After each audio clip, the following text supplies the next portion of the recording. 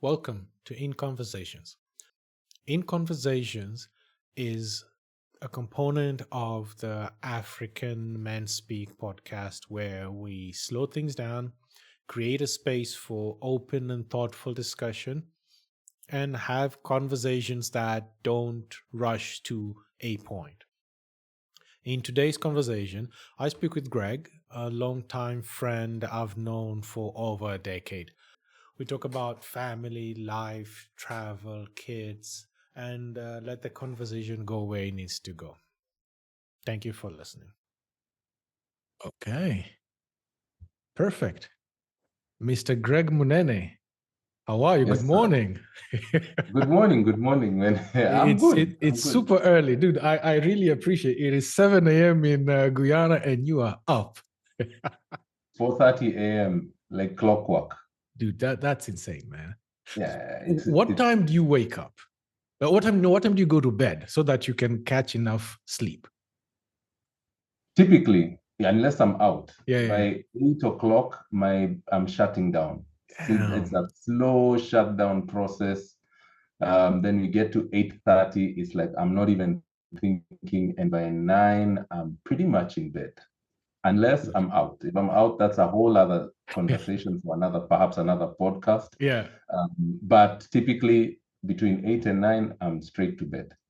No, that's impressive. I wish I could do that, man. Yeah. I hope one day I'll do that. Everyone is different. But look, 4:30 a.m. for me is my time. Yeah. 4:30 a.m. is for me to choose whether I want to sleep. Or wake up and exercise, or wake up and reflect.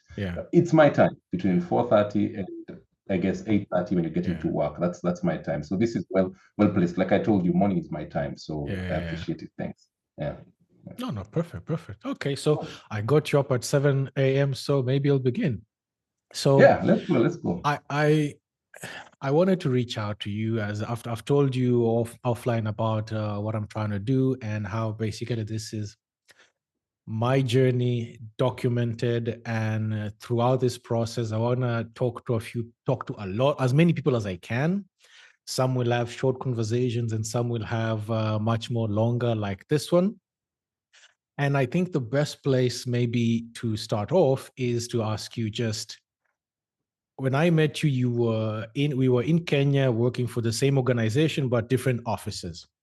But before that, you had, I believe you grew up in Kenya, then moved to Australia, spent a couple of years there, back to Kenya, then South Africa, and now in some random corner between North America and South America. So maybe just share, if you could share a bit about that journey. Like, how has that journey been from high school, maybe as you finished high school? What are the key things that happened through Oz, coming back, Kenya, South Africa, and now Guyana? Wow. Okay, you summarized it very well. But in essence, from Kenya, high school, finished high school.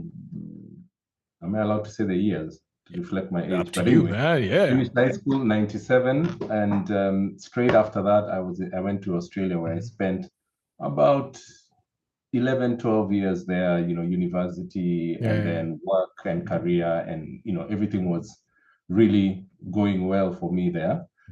So much so that I got the opportunity from Australia to then go and work back in DRC and Uganda and for a project there, and that was good. So a lot of my friends said, dude, you had a soft landing, and I, thank you, I appreciate that, because that journey back is not always the easiest for people repatriating or going back home after such a long stint overseas. And then that's where you mentioned now going back to Kenya. After that stint in DRC, Uganda, went back to Kenya, where I worked for a couple of years, and then we met in the organization where we were working, and that's how from there I went to Rome, South Africa, and now in Guyana. So for the interests of people in Guyana in this context, I will correct you. It's not a random corner somewhere in South Africa. I apologize to everyone in Guyana. It's a country, that's in between Suriname and Venezuela. And it's actually the fastest growing economy in the world right now, arguably. Fact check me on that one. I will, and I'll put on the show notes. Yeah, awesome. Thanks. Perfect, perfect. Yeah. So maybe so, and you mentioned sometimes the repatriation is not easy coming back, but what would you say is what is the cost of, like, to you, what the cost of now leaving your birth country, going through all of these places, coming back until eventually now to the fastest growing economy in the world? What is the cost of that, and what has taught you? What has it taught you, basically? That's an interesting way to frame the question, huh? The cost. Mm-hmm. I mean, you know me by now. I break down single words and say, what do these components of this word mean? That's how my Yeah, mind works. yeah, But yeah. cost, um, that's very interesting.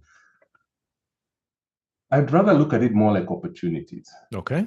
right? Because of the open mindset, because you're going somewhere different, because you're looking for a Mm-hmm. journey to grow. Mm-hmm. So, there will be some things that you will leave behind, and I suppose that's where you say cost. Uh-huh. But, I still see there's that what you're leaving behind, but that's what you're gaining Mm-hmm. ahead, for the better of whomever, whatever you've left behind, Yeah, because yeah. life is you circle back in one way or the other. Mm-hmm. So, what did it call what opportunities did I miss, and what opportunities did I get, or did I obtain?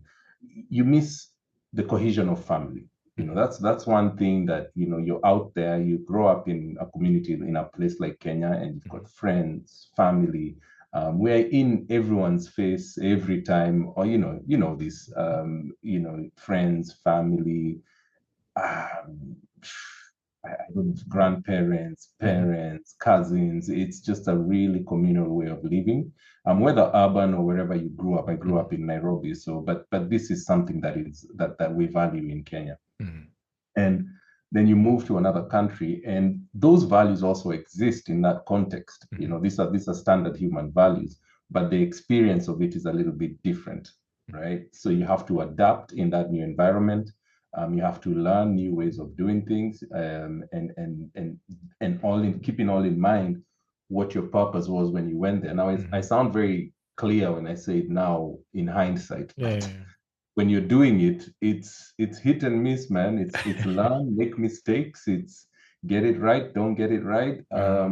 and that's just a part of life. Yeah, So yeah, distance from the roots, distance from the family, yeah, sometimes milestones, seeing your parents progressively age or yeah, progressively mature, or not mature, but progressively just go into being another space of parenting. One yeah. moment they're the ones that your anchor, they're telling you what you need to do, Mm-hmm. where you Mm-hmm. need to go, they're taking you to school, and the next moment you're sitting and reflecting about life with them, and they're teaching you as a grandparent, and Yeah, you miss that opportunity.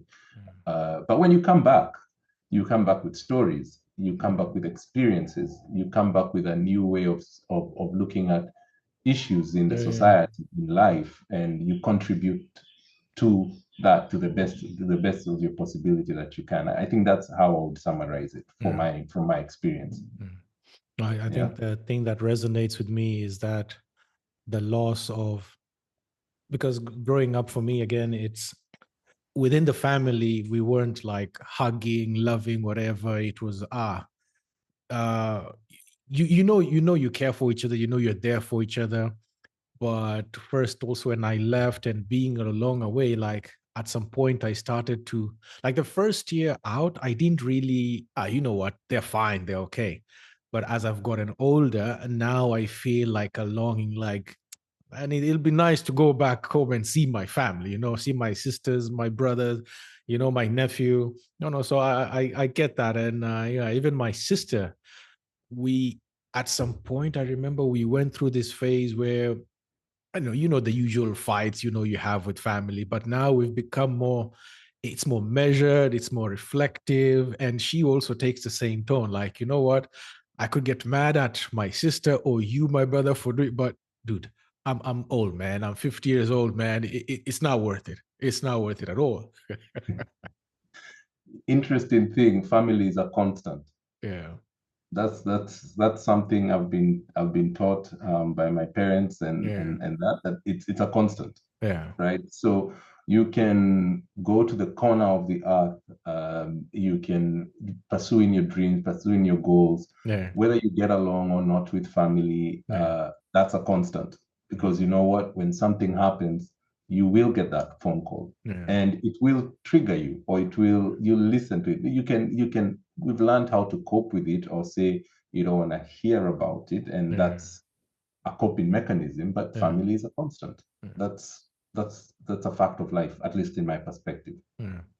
right? But yeah, there are people who have certain misfortunes, and that in family, but they still in the back of their mind know they have a mom, uncle, auntie, Yeah. brother here. Yeah. And that's from my perspective. The world is complex, relationships, Mm. families are complex, Mm. but that is a constant. It's a fact. Yeah. You are born of a male and a female somewhere, Mm-hmm. whether they're in your life or not. Mm-hmm. That thing still remains in you, Yeah. and how you cope with it. That's just life. And looking at the complexities, and you'll correct me if I'm wrong, but you had your first child while in South Africa. You can dive into how your family is structured, but since that time, and as the years have gone by, your family has grown. And so, what are you now from the lessons that from just if, as you said, hindsight is pretty clear when you look back. What are the things that you're looking to say, okay, these are the things in terms of like values and maybe even I'd say customs or whatever, or these are things in terms of my culture that I want to sort of instill in my daughter. Like at the end of the day, they can say, you know what, I had a good childhood, not necessarily the richest or the best, but I had a good childhood. Yeah. As you are talking, two words came, well, three, but there are two predominant ones that came in my mind: Yeah. choices and decisions. Uh, And that's the ebb and flow of what I call fatherhood. So we can talk yeah. values and talk about honesty, kindness, and all this stuff, Yeah. Yeah. in quotes, but really, choices and decisions. And the third one, which I'll just anecdote there, is a mantra I have with my family, which is why. Right? Is why. And that is a very heavy single worded question. Why? Choices and decisions. Let me just kind of break it down to you, at least the way it is in my mind. Choices are like options. You know what is presented in front of you, you are informed, and based on that, there's a choice that is made.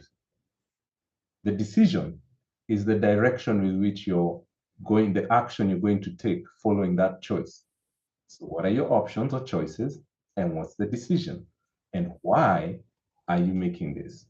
So, it's constantly instilling that in the house, even to myself, you know, in the house, and being able to have conversations around that, and you're able to understand each individual where they're at and the direction in which that they're going, and you guide it accordingly. So, a young person, a toddler, a child, they do make choices and decisions, not the Yeah. smartest. That's why Yeah. you're there, right? Now, as you grow older, I think people are the sum of their choices. Yeah. It's all about you. It's a sum of all the choices you had and the decisions you made. It's a Mm. collective. So I could say, give them a manual of Greg 101, and this is the cost to being the perfect son, daughter, or child, or this. But it's a sum of choices. That's all it is, and that's what life is. If you reflect back yourself, just a quick flashback, you go, yeah, there were a lot of choices along the way. And the decisions that were made, I am the sum of all of that. So, and now as you go forward, once you get that awareness, you just kind of retool it and you say, now I'm making choices and Mhm. certain decisions, and we continue life. And how is it working in your perspective?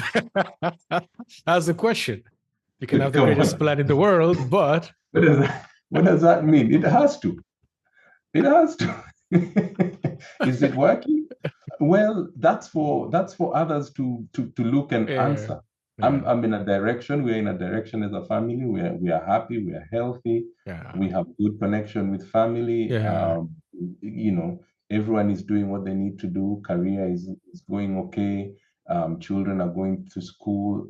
you know, the rest of is for people to define. We're good. We're good. Ups and downs, of course, but it has to work.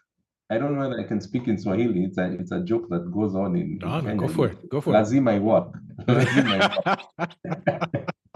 It must. That that means it must work, right? That's it. That's a mindset thing. You just Yeah. have to put yourself in that mindset of it has to work. What are the Yeah. choices? What are the decisions? Why? Mhm.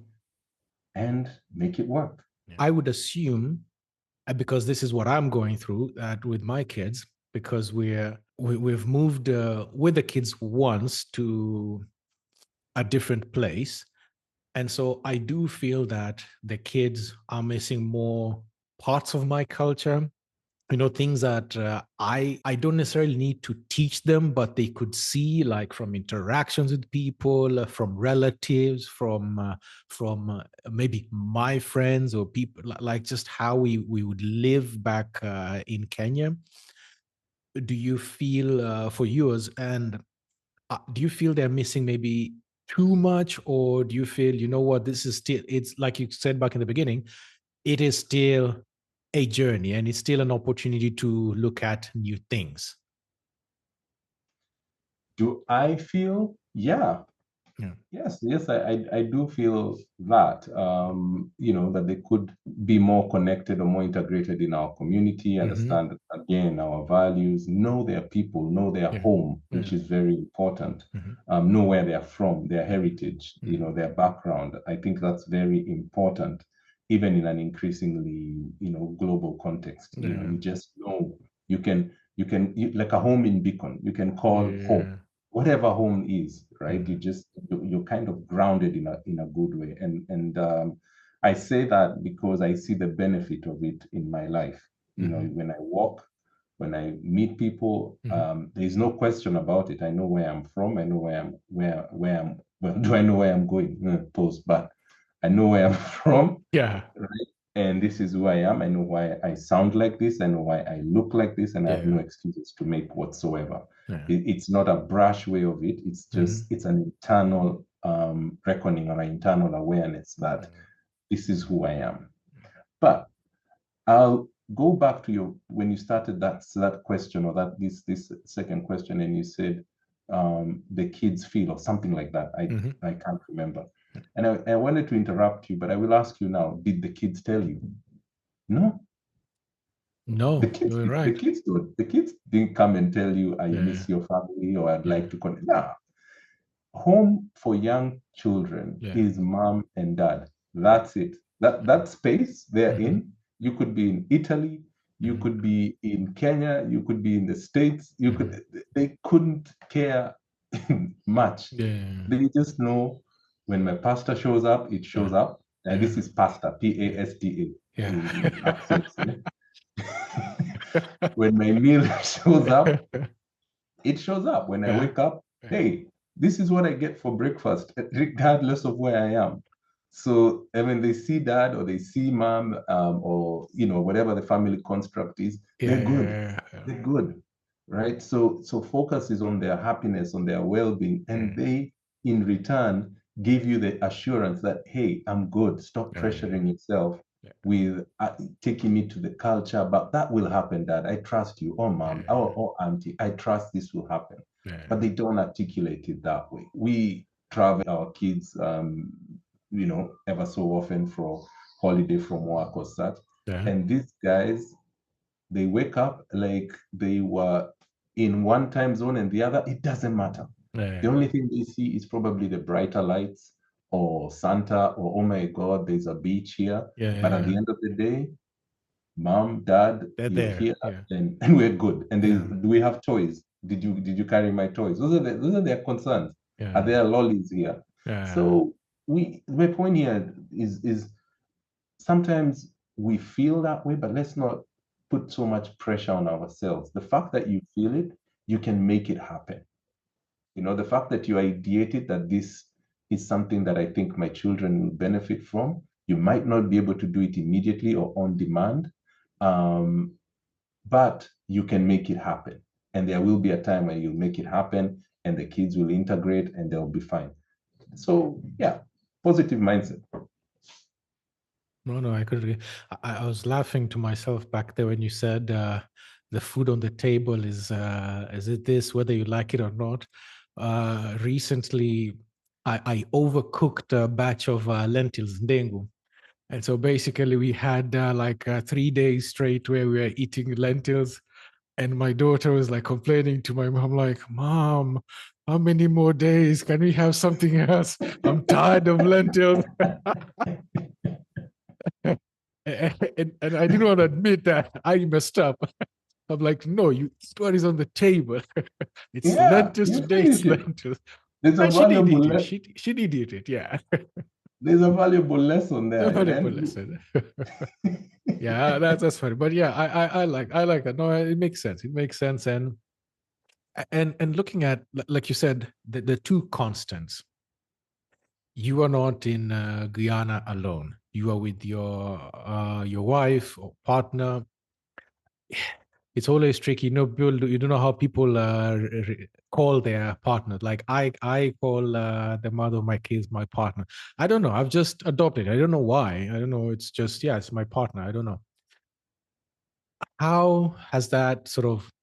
I guess my question is, and of course we've talked about this several times, but what are the things that you do to try and ensure that sort of remains steady? Like, as you said, the world is complex, and you touched on, yeah, the future might be unclear, but how do you try and keep this ship steady? You, the partnership, the union over. What? Yeah. Okay. So to me, I mean, she's wife. So you introduce her as wife, and that's that. This thing, you know, marriage. Whoosh. I haven't been married for too long. Yeah, That's what, yeah, yeah, like 5, 6 years. yeah. And I make joke among friends, and I know this is going to be a public podcast, but it can be it can be a joke. I tell Mhm. people, I never got the manual. Yeah, Everybody's busy saying how happy it is, yeah, congratulations. yeah, We come, it's your nuptials, it's flowers, it's cake, it's party. Yeah, that's that one party. And then there's, traditionally, as you know, in our African context, there's a traditional marriage and meeting the parents and the families really coming together. Cool, great. You don't get the manual. This thing, and then is an institution. It has everything. It has HR issues, yeah. has finance issues, right? It has recruitment issues you deal And the with one admin, way or the other. man. Admin. So I say that jokingly, but in a serious way, it's the responsibilities that come with it, to keep that union running or to keep it growing, because you are two people, you are two individuals, right? Who came from different backgrounds, who came together and said, you know, lazima work. It has to work, right? Otherwise, why do you exchange vows and talk about life together, right? It's To me, it's not a joke, and that's one of the reasons I got married fairly later in my life, because I grew up in a stable household, and there wasn't an option or a choice in my mind to do it otherwise. That doesn't mean I'm rigid in any way. It's just that I knew when that decision is made, there's a certain direction that we are going to go. So the journey, with its ups and downs, is really pleasant. And I thank both of us, my wife and I, for the choices we made, mutual choice we made. What she was looking for, I somehow possess it. And what I was looking for, she possesses it. And I mention it, I tell her all the time, I make it known, is patience. She has the patience, and in many ways I don't. In some things I do, in others, but I don't, and that creates balance.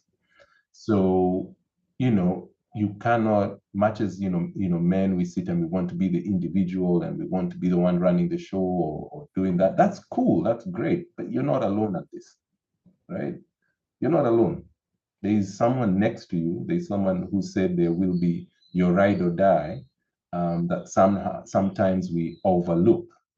And the strength that you require, the inspiration that you require, the motivation that you require, sometimes, a lot of the times, is right next to you.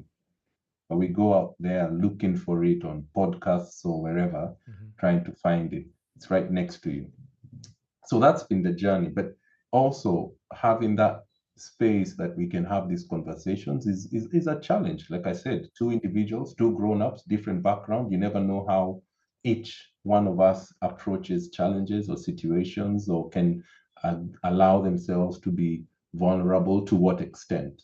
And you grow, as it's a growth journey. You kind of just grow as you go. So this one, how has it been? I mean, partnership is everything, and communication.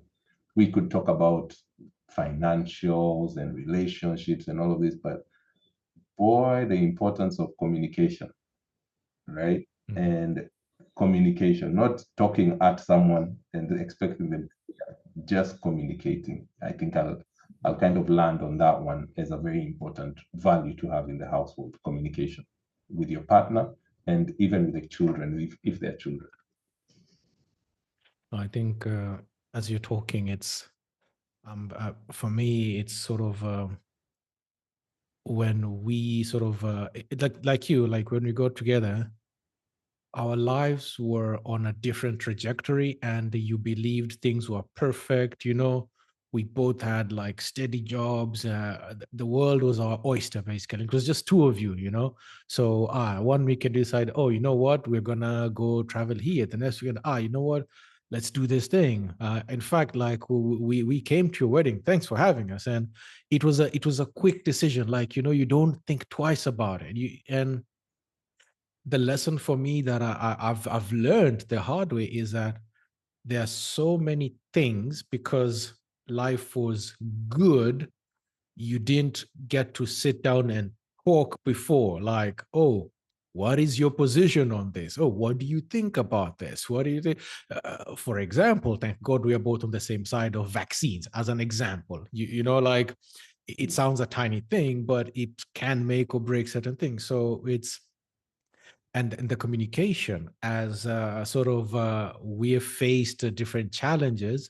One, our daughter was sick. The Where we are, we didn't have the best medical attention, and so that created a bit of pressure where we lost that communication.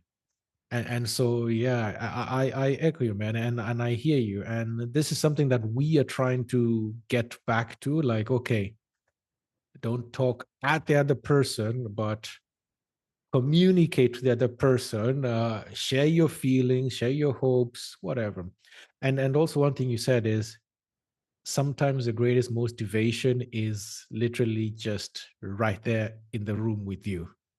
Like the best books in the world, the podcast, whatever you call it, Professor G or Esther Perel, they're amazing. But yeah, you just need to maybe look, okay, why did I get into this? So it's something that I am actually facing right now, and I'm hoping to get back to that sort of, you could say, ideal middle ground.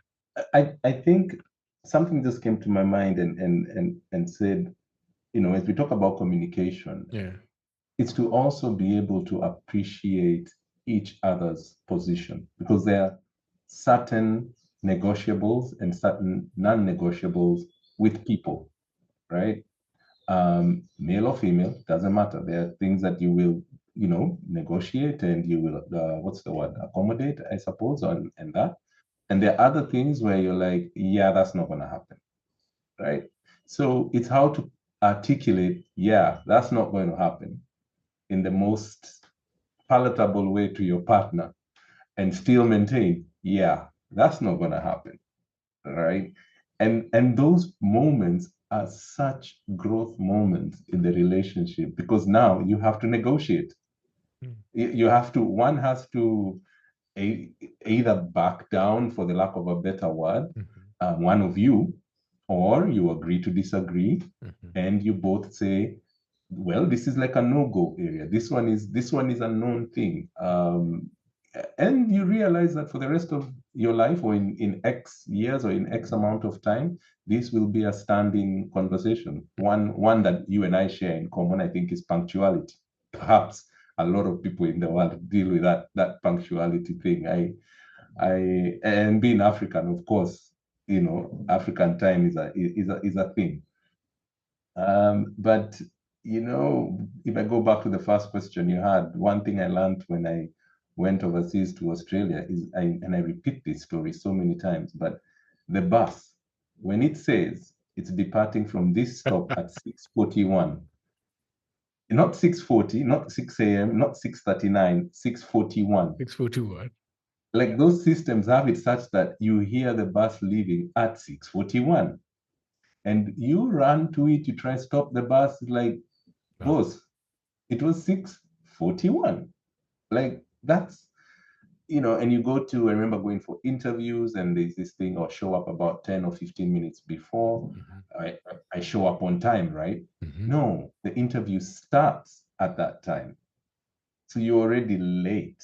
Correct. I'm like, so those are certain things that I had to learn, just circling back from there. But to come back to the point on partners, and this is just communication. I've said it again, and but also not being, too much of a flag. You also don't want someone who's like water, just going left, right, and this, because then where's the spine in the household, right? There's the head and the spine. Where are we going? And that doesn't mean you become too strict and rigid. No, it's the direction we are going. It's still fun and games, but keep perspective in sight. I think that's the thing. It's that perspective. One thing now I am working through is what are the things, like you said, you need to have your non-negotiables, and but at the same time, you have to look at the perspectives. Like, you have to ask yourself, yes, this is important to me, and I feel but taking into account that, again, I am with another person, we are trying to build Exactly. something, looking towards the future. Is this a hill that I'm willing to die on? So this is a thing, like, I'm trying to figure, like, okay, keep perspective. This one, and like, no, this one definitely is a non-negotiable for me. And what is the cost for me saying, no, we cannot do this, or no, I don't like it when you do this? So, but also being able to, what, you leave the toilet, sit down, or whatever. Is this things inside? Okay, what are the things that they do bother me, but in the grand scheme of things, this is the mother of your children. This is the person you hope to will wipe your ass when you're, what, 80, 90 years old, So you have to keep perspective, man. And you said you have to keep building and building. So yeah, it's You can't, yeah, you definitely can't be rigid too much and then be at a point where now, your things that you stand for are really a stumbling block in your communication. I mean, come on, let it go, right? Though, like you said, what's the cost? It's by letting this one go, or this time, how much does it cost you? And with a lot of people, frustration comes from the repetition of that. So, one day you let it go and it becomes a norm that, oh, okay, he compromised, or she compromised on this, or she forgave on this, or he forgave on this, on that. And we've just set a precedence that this thing will keep showing up again and again and again. And I think that's what sometimes really breeds frustration, and really has some people questioning or doubting, or, I don't know, miscommunicating their expectations of the other person. Like, I expect you to know that this bothers me, but you continuously, do the same thing. Are you disregarding it, or that? Those are one of the contentious parts, that are one of the issues that come up, I think, in relationships, certainly in mine. Mhm. Same Yeah. here, man. Same here.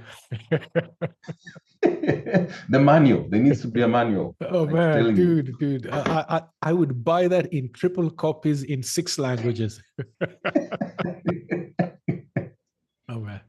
Now, one thing I also wanted to get is, I remember now. we first met in Kenya, but then our lives took different paths, and we eventually ended up in not a small country called Nepal. Oh yeah. And I guess that's where I remember this very clearly. We were in one of the only hotels that still catered to outsiders. And I'm trying to be objective here, but I also want to paint the story from my perspective, because then I make my point.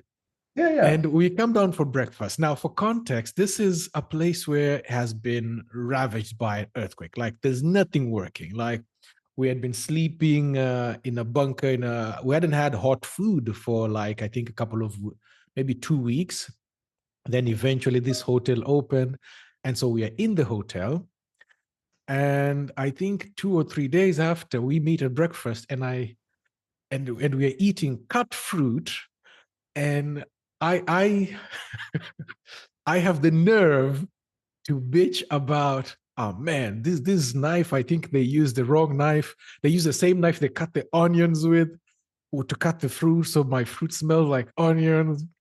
And I remember you looked at me and you asked, dude, you're eating cut fruit in a hotel in the middle of an earthquake zone. What is your problem?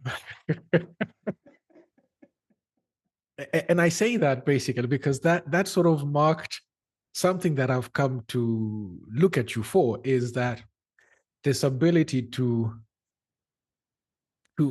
maybe if this is the wrong way of saying it, but to see the perspective, to see the other side, to look at this from another angle. Like, I might come to you with something like I feel severely justified. I think yesterday we were chatting about something similar as well. And then you, instead of sometimes to my disappointment, instead of saying, yeah, man, those guys are idiots or whatever, you're like, no, you, chief. What is it that you are? So where did this come from? Walk me through that, to the person. Has Greg always been like this? Or are there a certain set of things, experiences that enabled Greg to become this person? Um, I I actually don't know. So I'm reflecting now on the fly and to answer you. I think it's just always been there. Um, I grew up, I think I mentioned about the why. That was something that my dad and my parents would always have conversations around now, and but why this and questioning and your mind just wandering away into different subjects, topics, and things, just being a little bit deeper than I would say the average, deeper in terms of a conversation, trying to understand that. So it's just always been something, but also being solution oriented, so a solution mindset. The thing I'm saying, it has to work. Or another thing I ask myself, I'm sometimes stressed to a corner, and you go, okay, what are the options? Right? Like, let's just look at these things and say, what are the options? What are the options? What are the solutions? Are you really stuck? How do you reach out to someone, or how do you when do you reach out to someone? When do you communicate? So it's really just being able to, like you say, look at perspective. I could be very linear. I do have that trait in that things can be very linear. And then when they don't go my way, of course you're caught off guard, or that, and you're like, whoa, what happened? How do I think of that? But also another tip to tell you, Ralph, is writing.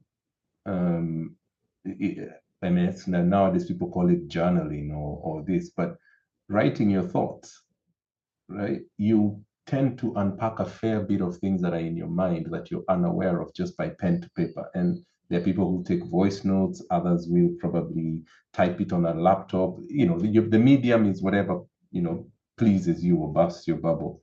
For me, it's the pen and paper and just writing. And those are the elements that I can say contribute to that ability.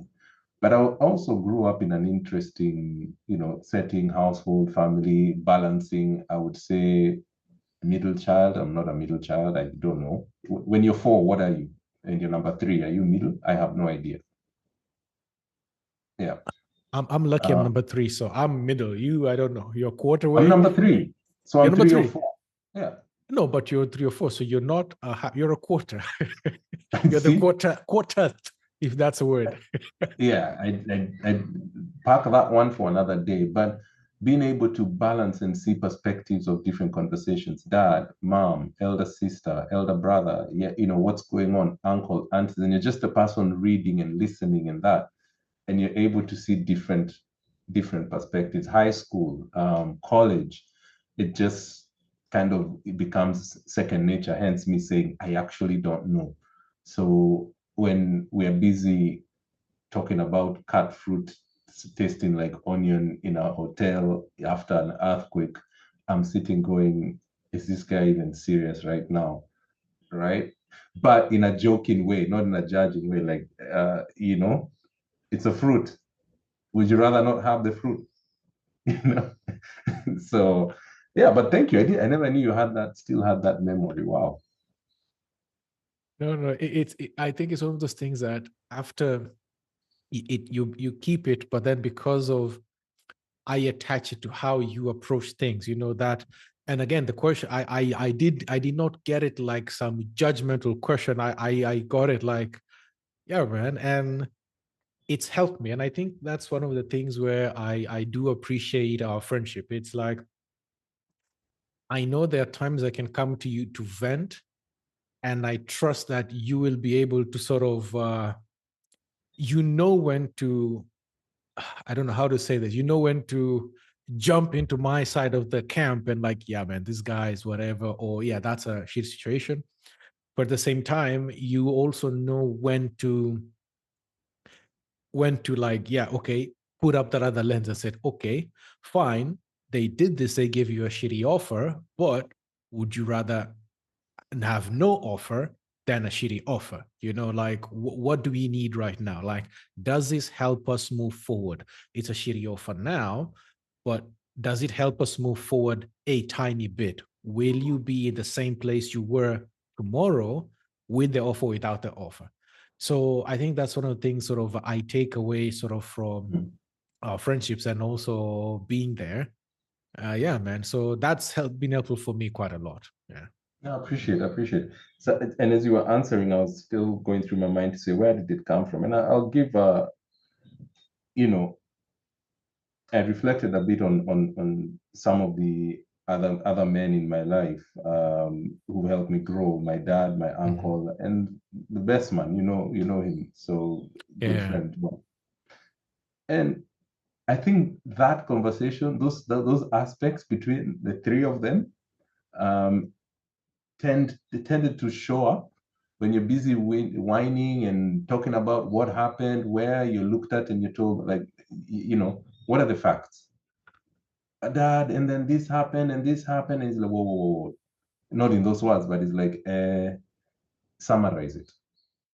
So and you feel like, oh, this guy is not listening, right? But he's telling you, slow down your rant and tell me what happened. Oh, okay. And then what's the solution? And you're like, I don't, that's why I'm asking you. He says, but you know what happened. So that means you know the solution.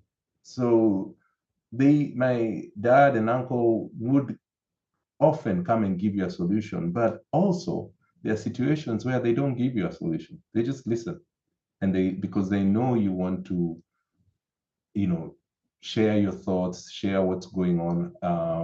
I don't want to say how you're feeling, because then with our parents, who never really went and said, this is how I'm feeling, at least not in my household. Now it does, but growing up, feeling, what do you mean? What do you want? It's what do you want to do, or that? Um, and then also I mentioned, my best man, my best friend, we also share the same thing. We'll have the conversations, and he'll sometimes agree, and other times he'll say, that one perhaps go this direction, or maybe that's not a good idea. And I applaud you for giving me that reflection, because I realize it's something that maybe we don't do that often, or perhaps it's done amongst very close friends, and it doesn't come to the front in our social space to say, actually, guys or men do help each other in this have conversations, and they go something like this, which is what we've talked about, and that's this in quotes. No, definitely, and I think you're right. And anytime, man, anytime. So looking at your family, and the two principles or pillars, and the third one, which is why. What would Are those the most important things for you today? Like, what matters most? If you looking, okay, this is the legacy of Greg. I know now you're, depending on how you look at it, just starting your life, or you could be midlife. Come on, we're in our 40s, or looking forward. What is most important to you as you look towards, like the next couple of years with with your family?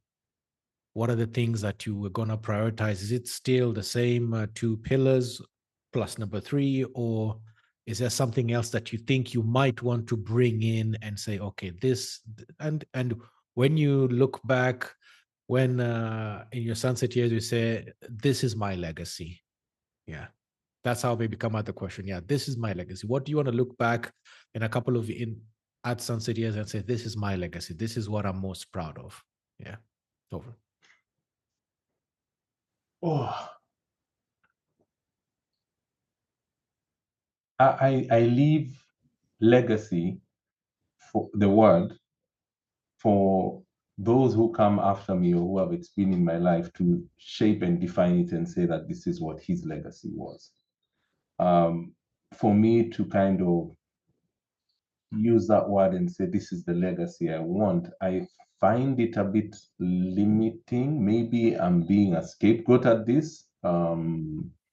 But I find it a bit confining that to narrow myself down into something. But that also challenges me in my mind into, does it mean I don't have goals? No, it doesn't. But legacy and goals are two different things in my mind. Having said that, I will still answer it and say what I hope for. Just the word legacy, I thought to pre-qualify it as how I see it by that. Remember me and breaking down words all the time. Success, however you want to define it, but success of my family unit, being able to be upstanding people and to achieve or fulfill their lives and their livelihoods, doing something that they are passionate about. So if I could have a journey with my wife and we know what our passions are and we're able to really grow and have a fruitful marriage as it's going now, but it just keeps growing and keeps refilling our cup, then that is fulfilling. That can go down as, hey, we did this, right? For my children is for them to, as early as possible, to understand to kind of go on a discovery path of their purpose. What passion do they have? What skills do they have? What do they want to be, and to pursue that rather than to just react to the motions of life, as some of us have. I mean, we've been fortunate with that.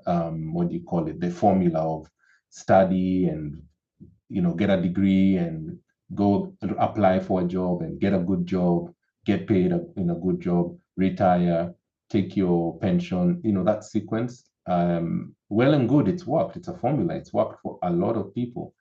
But I think there's more to life than that. If they go that path and they're in a career that is their passion, hey, that's success. If they don't choose that path, and they're still successful in whatever it is they want to do, then that is success for me. So whilst I'm here, it's really to be able to inspire and demonstrate this to my family, even to community, friends, family, for them to try and be the best that they can be. I'm also on that journey, hence saying, I've not reached, the top of the mountain, and I'm like, now I'm on the journey of giving back, right? So I'm also like, hey, we're figuring this thing out together. I don't have all the answers, right? And interestingly, that's one of the phases I'm in right now. It's like, where do you want to go? I don't know.